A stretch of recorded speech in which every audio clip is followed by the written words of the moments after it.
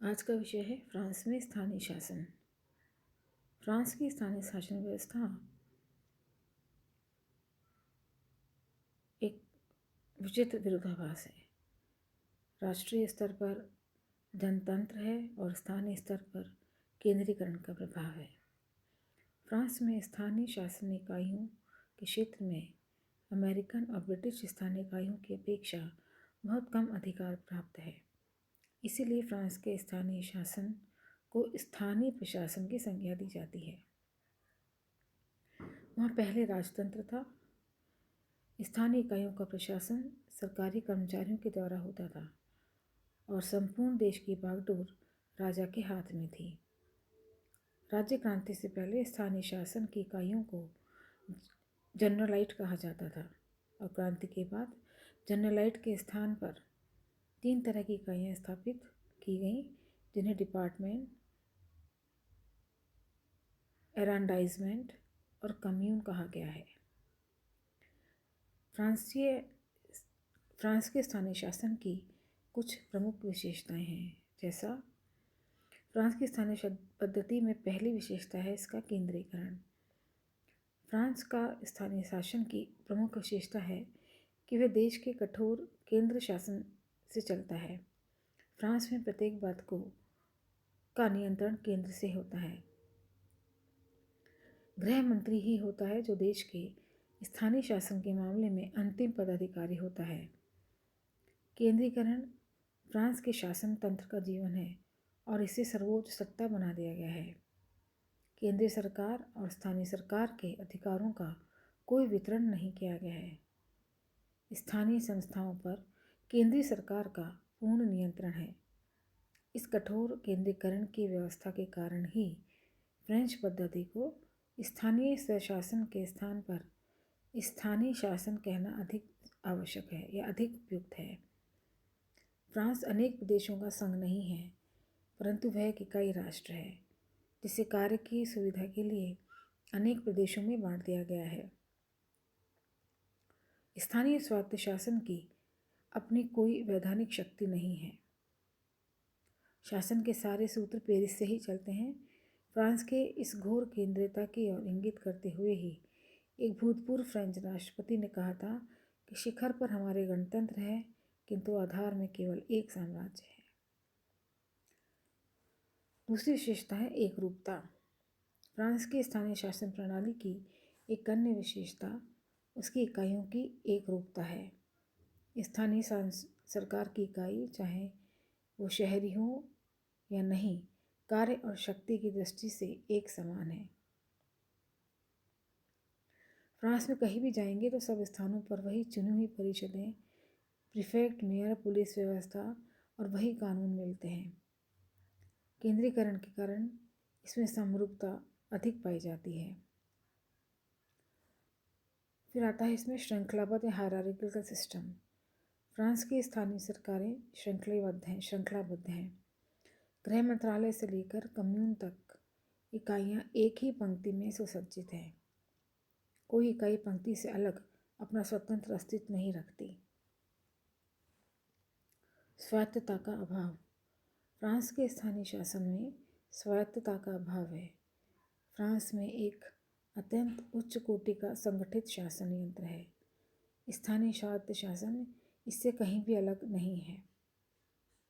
स्थानीय संस्थाएं और उनके स्थानीय अधिकारियों के अधिकार केवल इतने ही हैं जितने केंद्रीय सरकार द्वारा इन्हें कानूनों के अंतर्गत प्रदान किए गए हैं।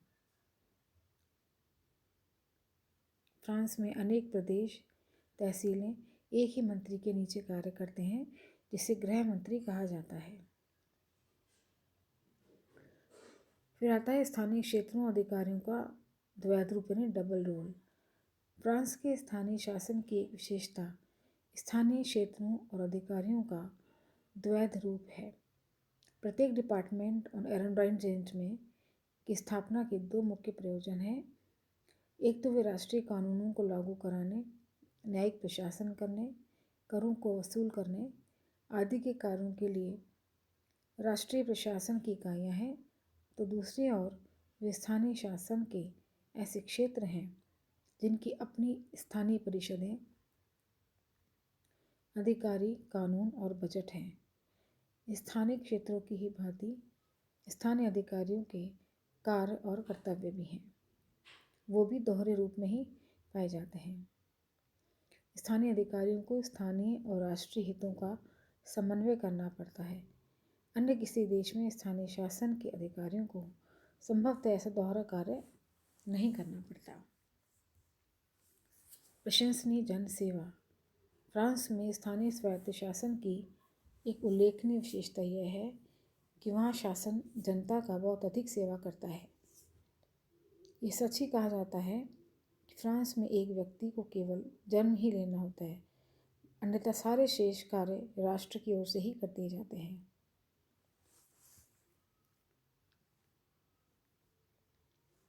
अब है स्थानीय शासन का संगठन। फ्रांस में स्थानीय शासन की इकाइयाँ एक पिरामिड के रूप में प्रस्तुत की जाती हैं, जिसके शीर्ष पर गृह मंत्रालय है। संपूर्ण फ्रांस पेरिस क्षेत्र के सुधार के बाद लगभग 99 डिपार्टमेंट्स में बटा हुआ है, जो कि स्थानीय प्रशासन की सबसे महत्वपूर्ण इकाई होती है। प्रत्येक डिपार्टमेंट का एक प्रीफेक्ट होता है, जो कि उसका प्रशासकीय अधिकारी होता है और उसकी नियुक्ति गृह मंत्री की सिफारिश पर राष्ट्रपति द्वारा की जाती है। प्रत्येक डिपार्टमेंट की एक सामान्य परिषद होती है, जिसका स्थानीय स्वायत्त शासन में बड़ा रोल होता है, बड़ा प्रभाव होता है। सामान्य परिषद का सदस्य 6 वर्ष की अवधि के लिए चुना जाता है और आधे सदस्य प्रत्येक 3 वर्षों पर बदल दिए जाते हैं। एरोंडाइजमेंट में प्रशासकीय उपविभाग है, जिसका एक सब प्रीफेक्ट होता है, जो एरोंडाइजमेंट का प्रधान कार्यपाल होता है, जिसकी नियुक्ति गृह मंत्री की सिफारिश पर राष्ट्रपति के द्वारा 6 वर्ष के लिए की जाती है।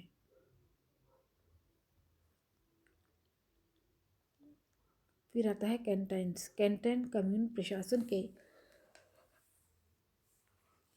दृष्टिकोण से बनाया गया एक समूह होता है। प्रत्येक डिपार्टमेंट में लगभग 35 कैंटन होते हैं और कैंटन के आधार पर निर्मित केवल सेना और न्यायालय प्रशासन ही होता है। कम्यून्स। फ्रेंच स्थानीय प्रशासन प्रणाली में सबसे नीचे की इकाई को कम्यून कहा जाता है। ये वे म्यूनिसिपल इकाइयाँ हैं जो शहरी और देहाती दोनों क्षेत्रों में एक ही तरह का कार्य करती हैं। पेरिस का म्यूनिसिपल शासन अन्य देशों की तरह स्थानीय शासन विशेष ढंग से चलाया जाता है। पेरिस तथा सीन के डिपार्टमेंट के शासन में 2 प्रीफेक्ट होते हैं, एक प्रीफेक्ट ऑफ पेरिस, दूसरा प्रीफेक्ट ऑफ पुलिस। सारांश में यही कहा जा सकता है कि फ्रांस में स्थानीय शासन की सीमित भूमिका है, जो फ्रांस के विकास के लिए कार्य करती है।